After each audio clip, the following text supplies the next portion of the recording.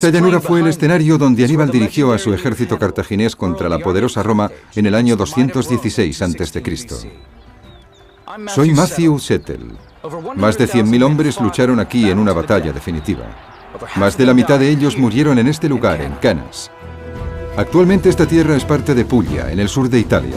Es difícil imaginar cómo debía de ser entonces, pero con la nueva tecnología de videojuegos vamos a lograr ver esta gran batalla como nunca antes la habíamos visto. La inmensa cantidad de soldados, las formaciones de las tropas, cómo lucharon y cómo se ganó la batalla. Lo veremos como los generales desearían haberlo visto en batallas decisivas.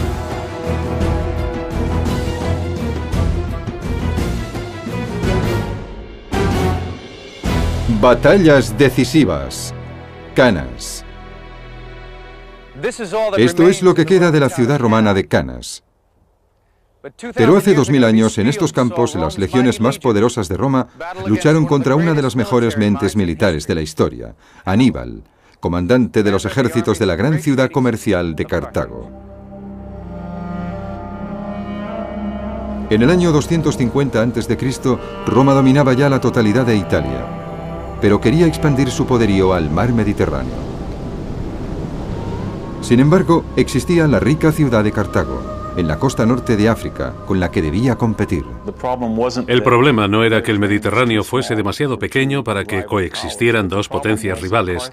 Lo que ocurría era que Cartago tenía planes para Sicilia e Hispania y Roma los tenía para el norte de África. Durante 24 años, las dos grandes potencias se enzarzaron en una sangrienta guerra por el control de Sicilia. Cartago fue finalmente vencida y Roma le impuso unas durísimas condiciones para la paz. Amílcar, el general cartaginés en Sicilia, entró en cólera. Cuando se hicieron sacrificios a los dioses cartagineses, llevó a su hijo de 9 años ante el altar y le hizo jurar que siempre odiaría a los romanos. Ese niño era Aníbal, y jamás olvidó su promesa. Cuando Amílcar murió, el poder pasó primero a su yerno, Asdrúbal, y después, cuando este fue asesinado, recayó en su hijo Aníbal. Cartago estaba siempre endeudada con Roma. Perdió gran parte de su territorio. Así que decidieron fundar una provincia sólida y rica en Hispania y crear al mismo tiempo un ejército muy poderoso. A Roma le preocupaba la ascensión de Cartago y buscaba alguna excusa para volver a derrotar a su viejo enemigo. Cuando Aníbal atacó una ciudad hispana aliada de Roma, encontraron la excusa perfecta para declarar la guerra. Fue Aníbal quien atacó primero. Aníbal pensó que la única manera de vencer a Roma era combatir directamente a los romanos en Italia, en Roma. La estrategia de Aníbal es uno de los casos más claros de la historia en los que se demuestra que la mejor defensa es un buen ataque. En el año 218 a.C., los cartagineses iniciaron su marcha hacia el norte a través de Hispania con un ejército de 100.000 hombres y 37 elefantes. Y entonces Aníbal hizo algo totalmente impensable. Cruzó los Alpes en mitad del invierno. Aníbal era un líder que gozaba de un gran carisma. Podía hacer que sus tropas realizaran cosas que muchos hombres no habrían soñado hacer jamás. Un ejército al mando de Aníbal podría pretender cualquier hazaña. Era un hombre joven, de 20 y tantos años, pero su eterno odio a los romanos le guiaba a él y al resto de su ejército. Los romanos se enfrentaron con Aníbal por primera vez en la batalla de Trebia. Con la nueva tecnología de videojuegos podremos ver a Aníbal en acción como nunca antes lo habíamos hecho.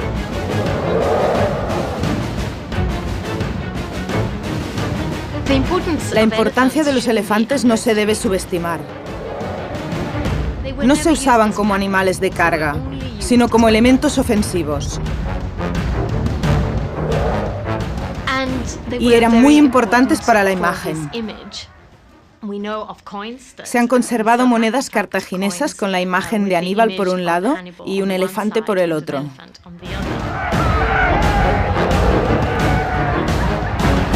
Las legiones romanas fueron vencidas por el ejército de Aníbal y por sus elefantes de guerra. Al año siguiente ocurrió lo mismo en el lago Trasimeno. Roma envió un segundo ejército que sufrió una segunda derrota.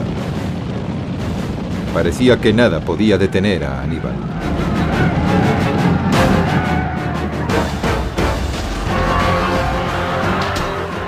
Su ejército se desplazó a través de Italia hacia el sur hasta alcanzar el mar Adriático, donde se detuvo. Aníbal se hallaba ya a menos de 150 kilómetros de Roma. Las legiones romanas ya habían sufrido más de 100.000 bajas. Desesperados, los romanos decidieron jugárselo todo en una gran batalla, a la que destinaron 8 legiones que sumaban unos 70.000 hombres. Los romanos decidieron arriesgarlo todo. Iban a formar un ejército enorme, el doble de numeroso que cualquier otro al que Aníbal se hubiese enfrentado antes para aplastarle. El 2 de agosto del 216 a.C., el poderoso ejército romano encontró a Aníbal cerca de la ciudad de Canas. Todos los pronósticos estaban contra Aníbal, pero él contaba con su ingenio. Se trataría de la batalla más sangrienta de la antigüedad.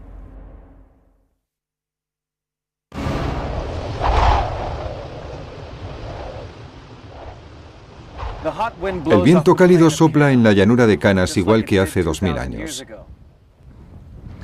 Pero entonces esta tierra, que no estaba cultivada, se convirtió en campo de batalla para 2 de los más poderosos y diferentes ejércitos de la antigüedad. Estaba en juego el control del Mediterráneo y el futuro de Roma. Veamos el enorme ejército romano que se enfrentaba a Aníbal. Estaba constituido por unos 70.000 soldados, situados en 3 formaciones, divididas en cuadrados de infantería.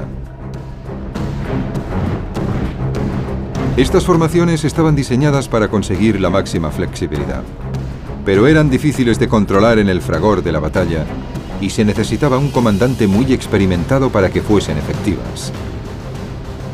La posición de los soldados en esas 3 formaciones se decidía en función de la edad y la experiencia. Los que tenían entre 17 y 25 años se colocaban en la primera formación, el núcleo de la batalla. Los nuevos reclutas ganaban experiencia o morían. Si llegaban a los 25 años se les situaba en la segunda formación, constituida por soldados con experiencia, y si conseguían sobrevivir hasta convertirse en curtidos combatientes, se colocaban en la tercera formación. Puede que ya no fueran muy rápidos, pero su experiencia podía ser de gran ayuda para el ejército romano. Veamos qué fue lo que contempló Aníbal y su ejército. Los legionarios de la primera formación actuaban como cortina, haciendo que fuera difícil saber cómo se organizaban las tropas romanas o cuántas eran.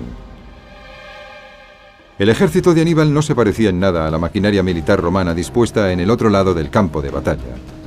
Era un ejército formado por soldados de distintas procedencias. Desde África habían llegado los lanceros libios y la caballería númida con sus pequeños y rápidos caballos. Había galos de la actual Francia, así como guerreros hispanos luchando a pie o a caballo. Aníbal disponía de 10.000 jinetes, mientras que los romanos a caballo solo sumaban 6.000. Y eso suponía una doble ventaja, ya que la llanura de Canas era perfecta para la guerra de caballería. Pero Aníbal solo contaba con 40.000 soldados de infantería frente a los 70.000 legionarios romanos.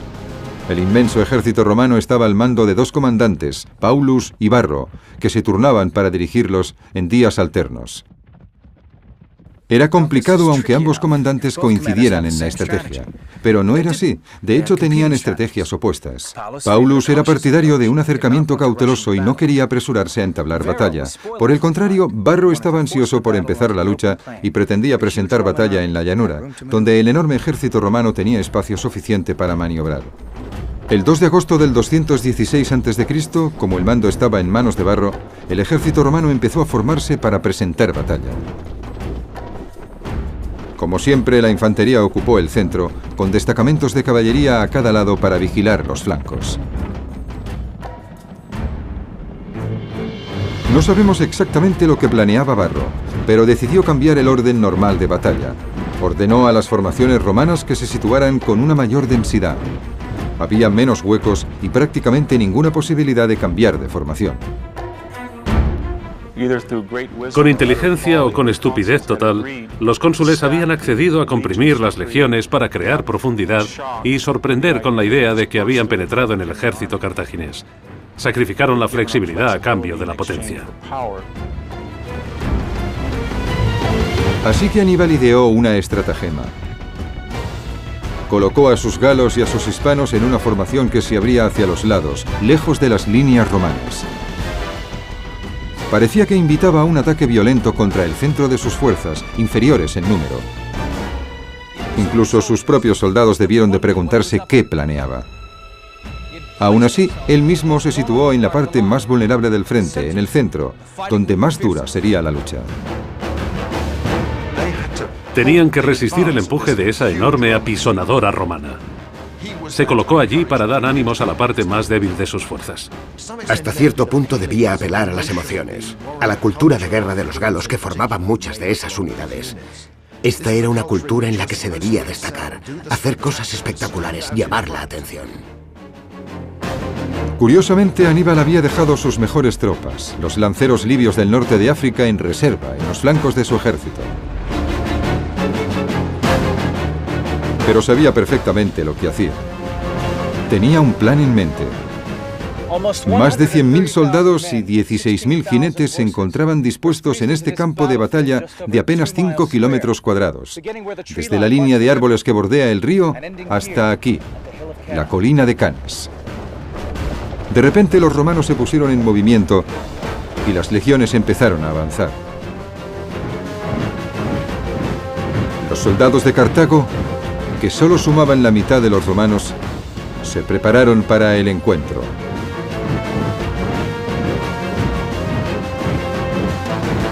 La batalla de Canas había empezado.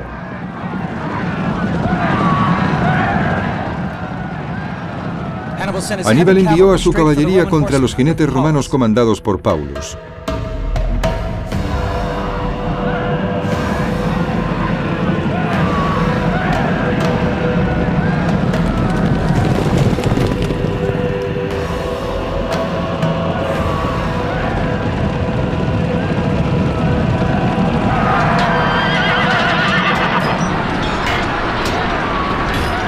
La lucha fue feroz y brutal. Mientras tanto, la caballería númida de Aníbal atacó el flanco izquierdo de los romanos al mando de Varro. Mientras la caballería cartaginesa y romana luchaban, las 8 legiones de infantería avanzaron hacia la posición de Aníbal. Cuando solo estaban separadas por unos 10 metros, cada legionario tiró su lanza, el pilum. Después sacaron los gladius, las pequeñas espadas fabricadas con acero de Hispania reforzado, y chocaron contra el ejército cartaginés.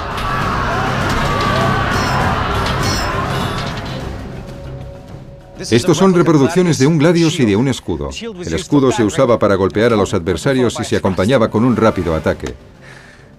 Solo el escudo pesa 10 kilos. Con este calor, con este sol, soportando el peso de una armadura completa, es difícil imaginar cómo hacían para luchar durante 4 minutos, y es increíble que lo hicieran durante 4 horas.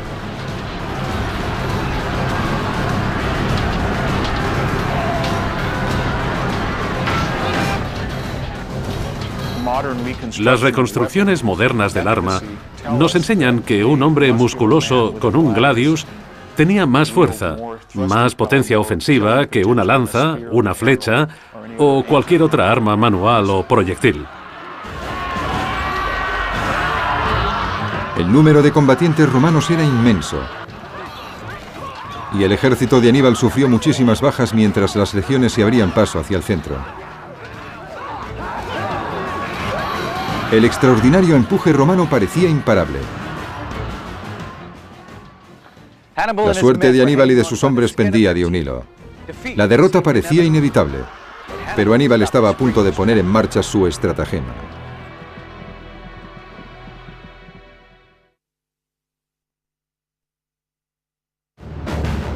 Cartago y Roma luchaban por la supremacía en el Mediterráneo.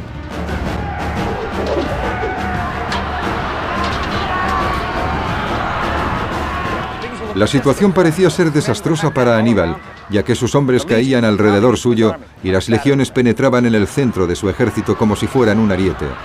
Los romanos creyeron que un empuje más les conduciría a la victoria. Pero no se daban cuenta del creciente peligro que les estaba rodeando. Ahora empezaba a quedar claro por qué Aníbal había adoptado la formación de media luna. Mientras la vanguardia romana penetraba por el centro de la media luna, los lanceros libios de los flancos se iban cerrando como una tenaza para atrapar a los romanos.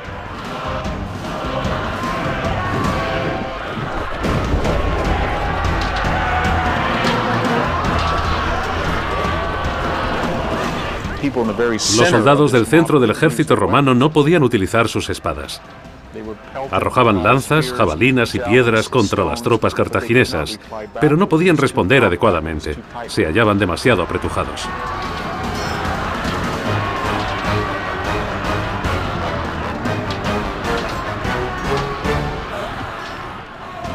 Los romanos formaban una gran masa como las multitudes que salen de un campo de fútbol.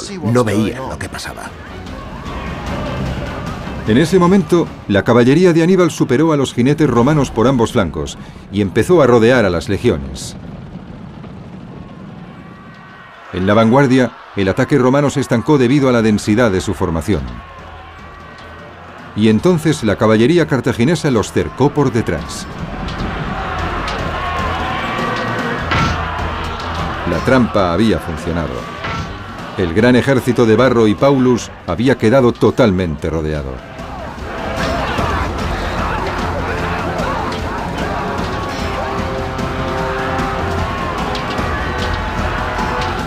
Si hubiesen mantenido la cabeza fría, podrían haber encontrado la manera de escapar de forma organizada y recuperarse para seguir batallando. ¿Qué ocurrió? Miedo, emociones, pánico. Fue una cuestión de ánimo, ímpetu y terror y todas esas otras emociones que explican por qué un bando gana y el otro pierde. Los dos comandantes romanos participaban en la batalla dirigiendo cada uno un destacamento de caballería. Paulus, que no pretendía librar esa batalla, fue derribado del caballo. Se sentó en una roca para curarse una herida en la cabeza. Sus oficiales le dijeron que se marchara porque el ejército de Aníbal se acercaba. Se negó y unos segundos después murió bajo una lluvia de jabalinas. ¿Y qué pasó con Varro, que se había mostrado tan dispuesto para el combate? Escapó hacia Roma y se le perdonó la derrota.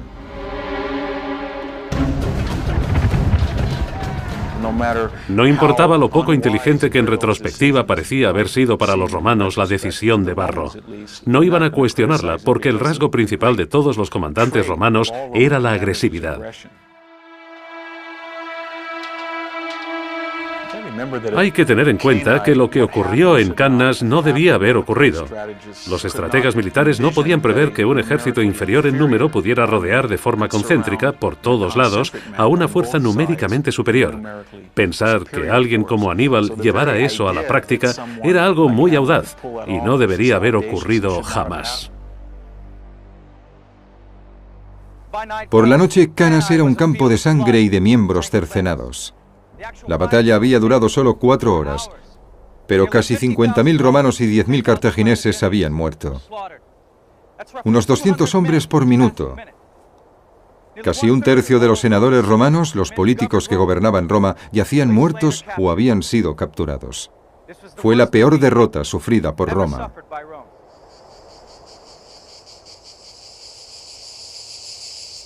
Cannas es casi el símbolo de la victoria perfecta. Un ejército pequeño vence a un adversario más numeroso en una llanura abierta, sin emboscadas, sin sorpresas. Aníbal, utilizando únicamente su ingenio y la preparación de sus hombres, consiguió vencer a un ejército poderoso, y no solo vencerlo, sino prácticamente destruirlo. La noticia de la derrota aterrorizó a Roma. La ciudad estaba a merced de Aníbal, pero este se negó a entrar en ella. Sus generales no podían entenderlo. El camino ya estaba abierto. ¿Por qué no acabar con los romanos de una vez por todas? La respuesta puede ser simplemente la extenuación. Aníbal había librado la batalla más dura de su vida y había perdido una gran parte de su ejército. Marchar contra Roma habría supuesto una apuesta muy arriesgada. No tenía el ejército adecuado para sitiar Roma, hacerla rendirse por hambre o asaltarla directamente. No disponía de la fuerza adecuada para conseguirlo. En lugar de eso, Aníbal recorrió toda Italia con su ejército durante 14 años más. Era demasiado débil para conquistar Roma, pero demasiado fuerte para ser vencido en batalla. Había asestado 3 golpes mortales en el corazón de Roma, pero incluso así, esta no había caído y su venganza sería terrible. Un revitalizado ejército romano atacó Cartago. Llamaron a Aníbal para organizar la defensa, pero fue vencido en Zama, en el norte de África. Le obligaron a exiliarse. Aún así, Roma le persiguió. Finalmente, en lo que hoy es Turquía, se quitó la vida envenenándose para no morir en manos de los asesinos romanos. Aníbal tenía 63 años. Los romanos pensaron que se habían deshecho de él, pero siguió viviendo en forma de leyenda. Aníbal se convirtió en una de las peores pesadillas de los romanos. Las niñeras dijeron a los niños durante siglos: Aníbal vendrá a por ti, para asustarlos. Es una figura que influyó mucho en la psique romana. Es como el lobo malo del cuento. Aníbal está ahí, aparece casi como una fuerza elemental que cruza los Alpes, desperdiga a los ejércitos romanos y lleva a Roma hasta el límite.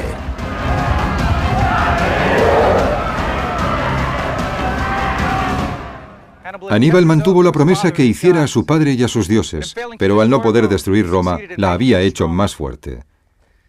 Los romanos aprendieron una amarga lección y reorganizaron su ejército. 50 años después de la muerte de Aníbal, no solo habían borrado Cartago del mapa, sino que habían arado la tierra en la que se asentaba y habían plantado sal. Pero no pudieron borrar nunca el recuerdo de Canas. Aníbal lo había grabado con la sangre romana derramada.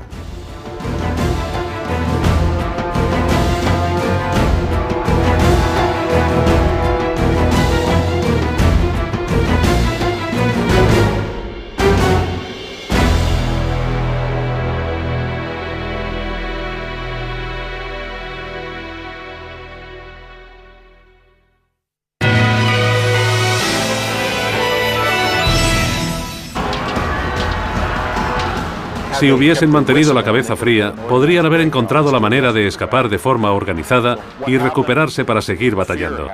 ¿Qué ocurrió? Miedo, emociones, pánico. Fue una cuestión de ánimo, ímpetu y terror y todas esas otras emociones que explican por qué un bando gana y el otro pierde. Los dos comandantes romanos participaban en la batalla dirigiendo cada uno un destacamento de caballería. Paulus, que no pretendía librar esa batalla, fue derribado del caballo.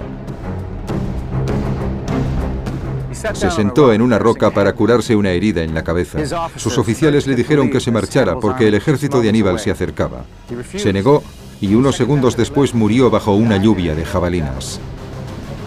¿Y qué pasó con Varro, que se había mostrado tan dispuesto para el combate? Escapó hacia Roma y se le perdonó la derrota.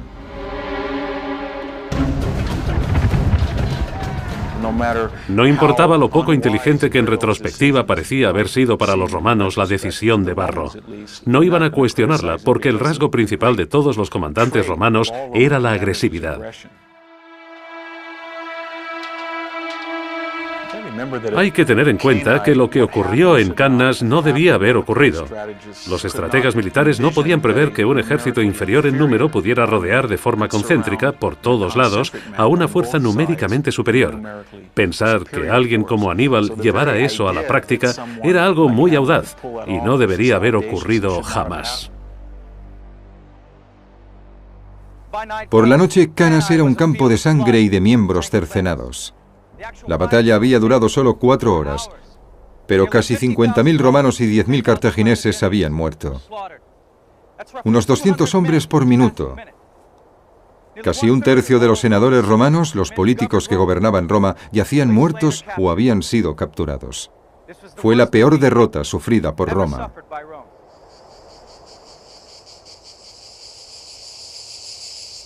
Canas es casi el símbolo de la victoria perfecta. Un ejército pequeño vence a un adversario más numeroso en una llanura abierta, sin emboscadas, sin sorpresas. Aníbal, utilizando únicamente su ingenio y la preparación de sus hombres, consiguió vencer a un ejército poderoso, y no solo vencerlo, sino prácticamente destruirlo. La noticia de la derrota aterrorizó a Roma. La ciudad estaba a merced de Aníbal, pero este se negó a entrar en ella. Sus generales no podían entenderlo. El camino ya estaba abierto. ¿Por qué no acabar con los romanos de una vez por todas? La respuesta puede ser simplemente la extenuación. Aníbal había librado la batalla más dura de su vida y había perdido una gran parte de su ejército. Marchar con...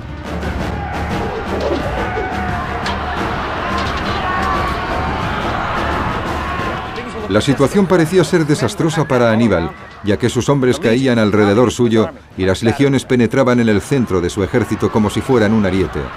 Los romanos creyeron que un empuje más les conduciría a la victoria. Pero no se daban cuenta del creciente peligro que les estaba rodeando. Ahora empezaba a quedar claro por qué Aníbal había adoptado la formación de media luna. Mientras la vanguardia romana penetraba por el centro de la media luna, los lanceros libios de los flancos se iban cerrando como una tenaza para atrapar a los romanos.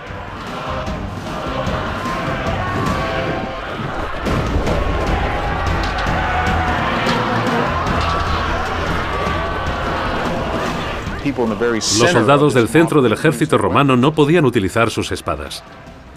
Arrojaban lanzas, jabalinas y piedras contra las tropas cartaginesas, pero no podían responder adecuadamente. Se hallaban demasiado apretujados.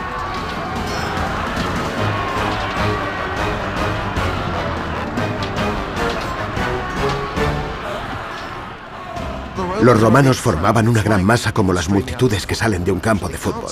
No veían lo que pasaba. En ese momento, la caballería de Aníbal superó a los jinetes romanos por ambos flancos y empezó a rodear a las legiones. En la vanguardia, el ataque romano se estancó debido a la densidad de su formación. Y entonces la caballería cartaginesa los cercó por detrás. La trampa había funcionado. El gran ejército de Varro y Paulus había quedado totalmente rodeado.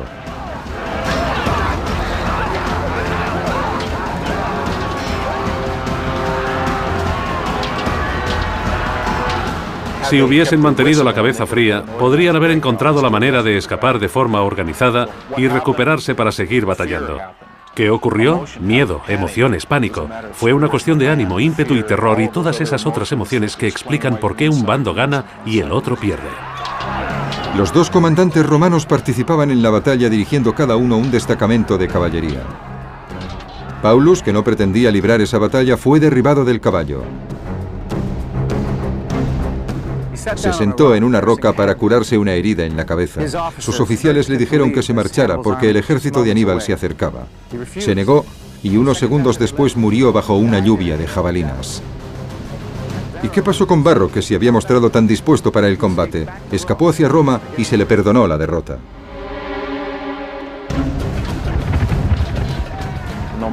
No importaba lo poco inteligente que en retrospectiva parecía haber sido. Sufrió una segunda derrota. Parecía que nada podía detener a Aníbal.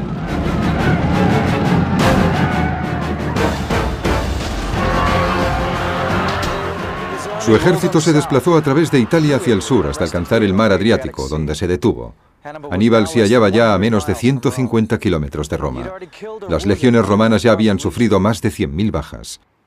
Desesperados, los romanos decidieron jugárselo todo en una gran batalla, a la que destinaron 8 legiones que sumaban unos 70.000 hombres. Los romanos decidieron arriesgarlo todo. Iban a formar un ejército enorme, el doble de numeroso que cualquier otro al que Aníbal se hubiese enfrentado antes para aplastarle.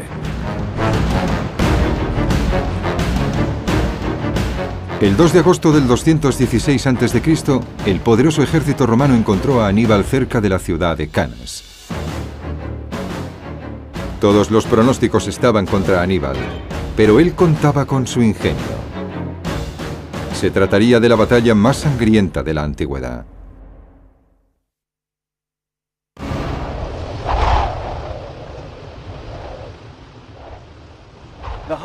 El viento cálido sopla en la llanura de Canas igual que hace 2000 años. Pero entonces esta tierra, que no estaba cultivada, se convirtió en campo de batalla para dos de los más poderosos y diferentes ejércitos de la antigüedad. Estaba en juego el control del Mediterráneo y el futuro de Roma. Veamos el enorme ejército romano que se enfrentaba a Aníbal. Estaba constituido por unos 70.000 soldados, situados en 3 formaciones, divididas en cuadrados de infantería. Estas formaciones estaban diseñadas para conseguir la máxima flexibilidad, pero eran difíciles de controlar en el fragor de la batalla y se necesitaba un comandante muy experimentado para que fuesen efectivas. La posición de los soldados en esas 3 formaciones se decidía en función de la edad y la experiencia. Los que tenían entre 17 y 25 años se colocaban en la primera formación, el núcleo de la batalla. Los nuevos reclutas ganaban experiencia o morían. Si llegaban a los 25 años se les situaba en la segunda formación, constituida por soldados con experiencia, y si conseguían sobrevivir hasta convertirse en curtidos combatientes, se colocaban en la tercera formación. Puede que ya no fueran muy rápidos, pero su experiencia podía ser de gran ayuda para el ejército romano.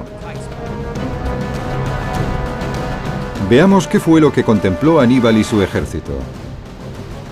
Los legionarios de la primera formación actuaban como cortina, haciendo que fuera difícil saber cómo se organizaban las tropas romanas o cuántas eran. El ejército de Aníbal no se parecía en nada a la maquinaria militar romana dispuesta al ejército de Aníbal y por sus elefantes de guerra. Al año siguiente ocurrió lo mismo en el lago Trasimeno. Roma envió un segundo ejército que sufrió una segunda derrota. Parecía que nada podía detener a Aníbal.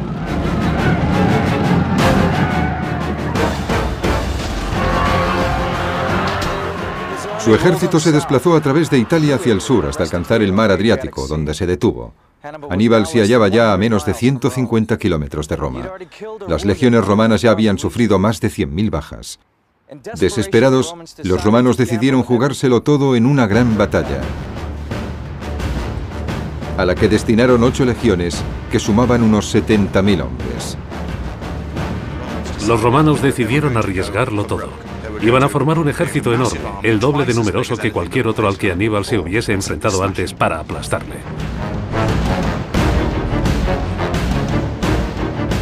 El 2 de agosto del 216 a.C., el poderoso ejército romano encontró a Aníbal cerca de la ciudad de Canas. Todos los pronósticos estaban contra Aníbal, pero él contaba con su ingenio. Se trataría de la batalla más sangrienta de la antigüedad.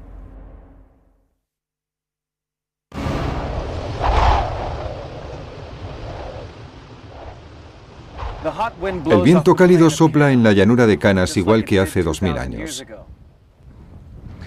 Pero entonces esta tierra, que no estaba cultivada, se convirtió en campo de batalla para 2 de los más poderosos y diferentes ejércitos de la antigüedad. Estaba en juego el control del Mediterráneo y el futuro de Roma. Veamos el enorme ejército romano que se enfrentaba a Aníbal. Estaba constituido por unos 70.000 soldados, situados en 3 formaciones, divididas en cuadrados de infantería.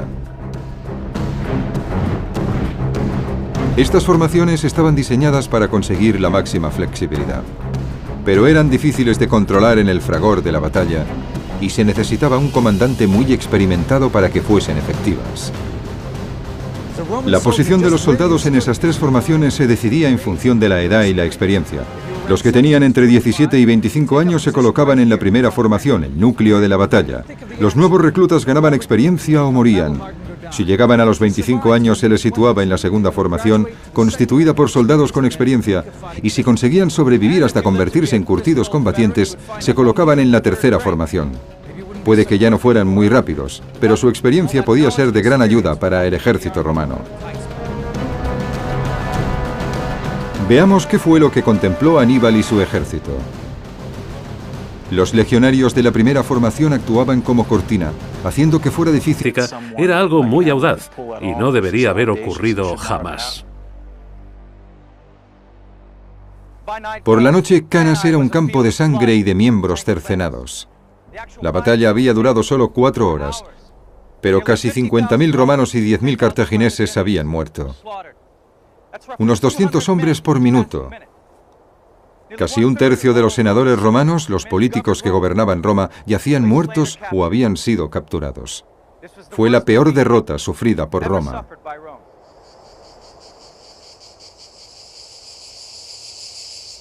Canas es casi el símbolo de la victoria perfecta. Un ejército pequeño vence a un adversario más numeroso en una llanura abierta, sin emboscadas, sin sorpresas. Aníbal, utilizando únicamente su ingenio y la preparación de sus hombres, consiguió vencer a un ejército poderoso, y no solo vencerlo, sino prácticamente destruirlo. La noticia de la derrota aterrorizó a Roma. La ciudad estaba a merced de Aníbal, pero este se negó a entrar en ella. Sus generales no podían entenderlo. El camino ya estaba abierto. ¿Por qué no acabar con los romanos de una vez por todas?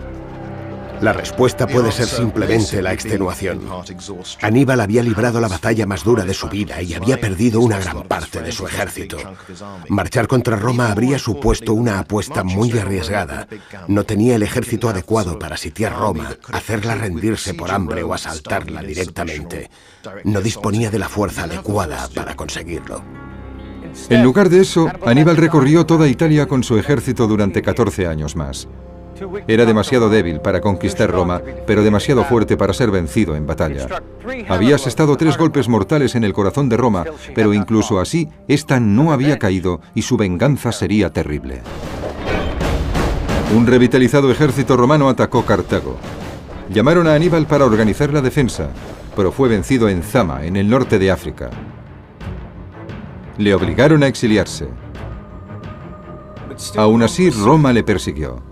Finalmente, en lo que hoy es Turquía, se quitó la vida envenenándose para no morir en manos de los asesinos romanos.